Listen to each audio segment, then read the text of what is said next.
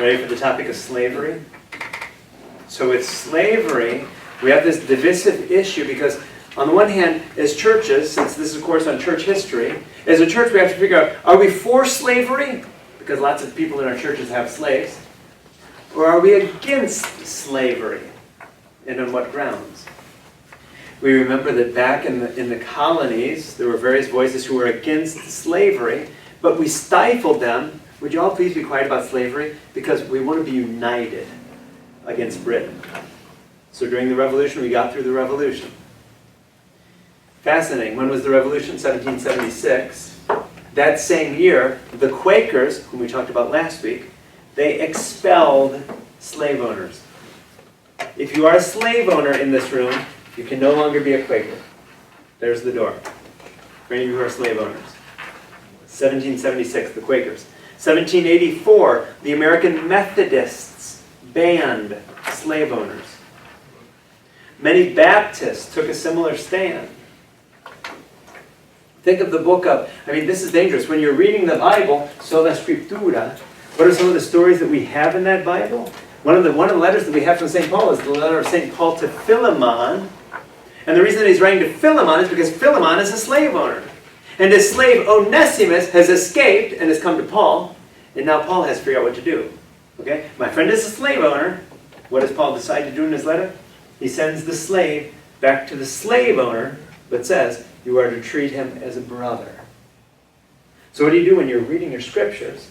The good Baptist, or the good Methodist, or the good Catholic that you are, what do you do with texts like that, where you're no longer to treat him as a slave, but as a brother? The Presbyterian Church was a little less strict. Remember the Presbyterian Church from Scotland?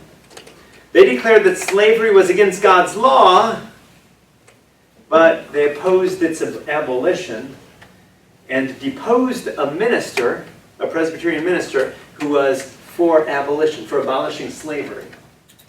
In 1845, the Georgia Baptist Convention split on the issue. Have you heard of the Southern Baptist Convention? Where did that come from? It split over slavery. The Baptists who were against slavery remained as part of the Georgia Baptist Convention, and the Southern Baptist Convention split from them over the issue of slavery. We will continue to have our slaves here in the South. In 1861, now we're getting into the time of the Civil War, Southern presbyteries of the Presbyterian Church formed their own denomination as well. We love you, friends of the Presbyterian Church, but we are going to continue to have our own slaves, the Presbyterians that we are. The Methodists, they split as well over the issue of slavery and formed the Methodist Episcopal Church in the South in 1884. But what's even more fascinating than these splits among churches is what happened after the Civil War. Slavery is now abolished, which means that slaves are free. Okay? Are the whites in their white churches going to be happy about blacks coming to their white churches? How nice that blacks have this good idea instead of forming their own black churches. This is going to lead to a fascinating history. When you have blacks forming their own churches, we said power in this world comes from one of two sources: organized people and or organized money. When you're organizing your own black church, what's going to happen? You're organizing people and you're organizing money. For the next century, most of the leaders of the African American movement will be pastors. Martin Luther King, it's no accident. What was he? He was a pastor. Here in Austin, the movements that up to the time of desegregation were mostly African American pastors. J.J. Seabrook, did you notice that we renamed the bridge over Martin Luther King? J.J. Seabrook, who's J.J. Seabrook? African American pastor. So after the Civil War, Southern white churches continued their racist teachings. So blacks formed their own churches, giving rise to various denominations, including the Collared Methodist Episcopal Church, or the CME here in the United States, the African Methodist Episcopal Church, the African Methodist Episcopal Zion Church. Have you seen in East Austin some of these churches that have words like Mount Zion? Interesting. They are Christian churches that follow in this tradition of, you whites don't want us in your churches? That is absolutely fine. We will organize our own black churches. Black churches soon grew to be an important institution of black society because it brought people together on Sundays. Even today, it's an important institution in African American culture. It gave prestigious positions with free access to ministry. Think about that for a moment, right? Instead of having to go through all sorts of seminary or something, with most black churches, you know, if you're called by the Spirit and you're able to preach, you get up and preach. Mario? I was just going to mention Houston Citizen College. Houston Citizen College was established also to educate African Americans. Which is just fine. Better for them to be in their own institutions, we said, right? This is in a time of segregation, remember? They could go to UT. That's right. They could not go to UT. They were excluded from UT. If they want to found their own college or university, knock yourselves out. In a time of segregation. That was quite In education, we had it. Some of us are old enough to remember segregated schools. Places where we had the white school, the black school, and the Mexican school.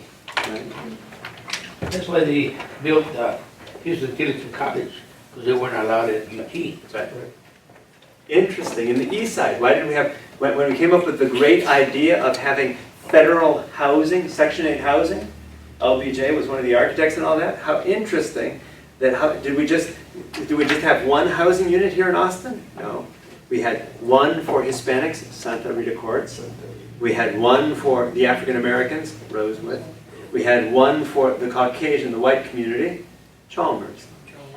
Interesting. During a time of segregation. Separate but equal.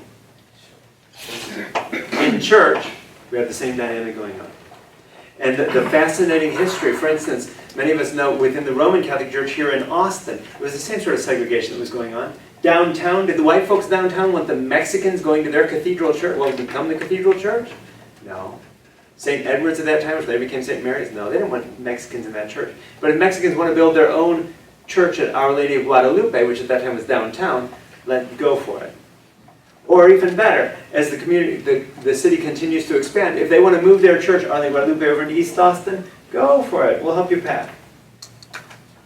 It was the Knights of Columbus at St. Mary Cathedral, back then it was St. Mary Church, who paid for the Mexicans to have a piece of land in East Austin, which would later be Cristo Rey Catholic Church. We will pay for you to have land a mile away from us so that you can have a place for you to go to church. That's Deacon Johnny and then Mario. That's what they sent the Mexicans to the side of the Guadalupe Church.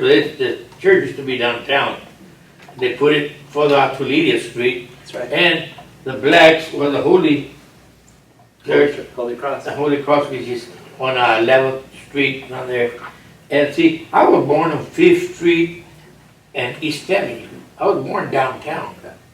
We were driven to the east side, where the blacks were this area here, Rosewood and all that, and the Hispanics and all that were out here for Santa Rita and all that east side of the part from Tilbury and that. Then we were kind of divided the lands from the ones who used to live downtown, because I remember a lot of people that were downtown there. So the Mexican community, remember when we say Mexican, we mean Mexicans and Mexican-Americans, because there were only, you were one of three things. So our Mexican-American ancestors back then were called Mexicans. The Mexican community was not treated very well. We know that when they were finally allowed to settle in Austin, where did we allow them to settle? We allowed them to settle at the mouth of Shoal Creek. Does that strike anyone? Anything happened recently at the mouth of Shoal Creek? How interesting that if you look at the original plat by Edwin Waller in 1836, when he laid out the city, he planned in the city of Austin, you know, that the eastern boundary was going to be East Avenue, today IH-35. The western boundary was going to be West Avenue, today Lamar Avenue. It would go up to roughly 18th Street, today Martin Luther. There would be Water Street down here, be bounded by the water. He had planned for there to be a state penitentiary right here on both sides of Shoal Creek. Is that a good idea, to build a state penitentiary at the mouth of Shoal Creek that floods? Up until 1951, when the last dam was built, on the Colorado River flooded. Yes. And so they ended up not building the penitentiary there. Instead, what they did was they turned it into the city dump. Follow me now, right? So we're going to put all our trash here in the floodplain of Shoal Creek, the mouth of the Shoal Creek. And when they finally allowed our Mexican-American ancestors to move into town, where did they allow them to move to? Beside the dump. That village was called Mexico, because that's where all the Mexicans lived, and our ancestors thought it was great. Ask Danny Camacho, who worked down at the History Center downtown. He'll tell you, his father was a trash man. And there were very few jobs that were as good as being the trash man. Why? Because you got to go around, especially all these white houses, and if that white person threw away that potato only had a little spot in it. You could still use the rest of that potato. He had a white crate there on his horse cart to be able to put all the things that he could save. There was a resource to live beside this. We also lived beside the power plant that was there, Seaholm. And when all that was being created then, we needed a place to displace all the renters of Mexico. So they moved east of the highway.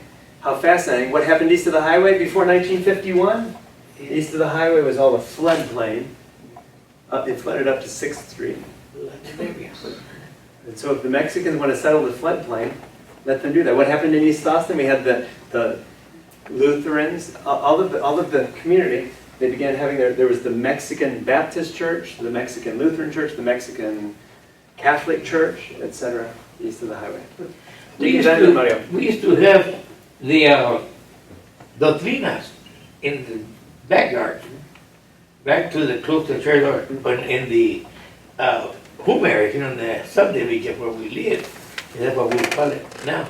But if you notice that the streets from East Avenue, even towards downtown and all, they all have La Nueces, as New Aces, they name it La Trinidad, where they put Trinity, and the Red River, then like the River Colorado, all of that, there was a lot. If you look back in the maps, there were all Spanish names, Mexican names to those streets in downtown and downtown in Austin and all that area. And when they broke that was when East Avenue was there. East Avenue was two sides of the street, and in the middle there was land. We used to play football in that middle land, and then they made the IH-35 over it. So they killed the East Avenue going both ways, you know. So how interesting. Actually what they did was all of the north-south streets were named after rivers here in Texas. And then all of the east-west streets were named after trees, like live oak, pecan, etc. Yeah. Interesting. But if you noted that downtown, it was a lot of Mexican names to the streets there. Like I say, you know, they named 6th Street and all that. But they had different names. If you can get a map, you can see that. Right. They So were those called river Mexican names, actually, those river names though would have been given those names by the Spanish explorers who came to Texas, the first cartographers. Yeah, like Colorado, La Vaca, Guadalupe, you know, and then New Aces, you know what I mean? Mario de Mendoza. But sometimes segregation happens when the minority groups sell themselves out. I mean, there's an example, like in San Antonio. I'm 75 years old, and I went to an integrated school, high school. Now, back then, there was one high school, and there were not enough Hispanics that would get that far. But what happened, more of us started going to school because of the GI Forum. Those guys that went to Second World War, I had two brothers in Second World War, and they came back thinking, hey, you know, that doesn't happen somewhere else. Why do we have to take it? Right. Anyway, they wanted to give us the old school and build a new one. And there were men, Hispanic men, saying, oh yeah, we're gonna have our own school. They said, no, we want the kids to go where everybody goes to school, equal education. And in the 1950s, integrated with African Americans. When I came to Austin, 1971 was still segregated. And it was the state of Texas, the capital. Yeah. And I was like, what happened, They man? took busing in Austin to desegregate our schools.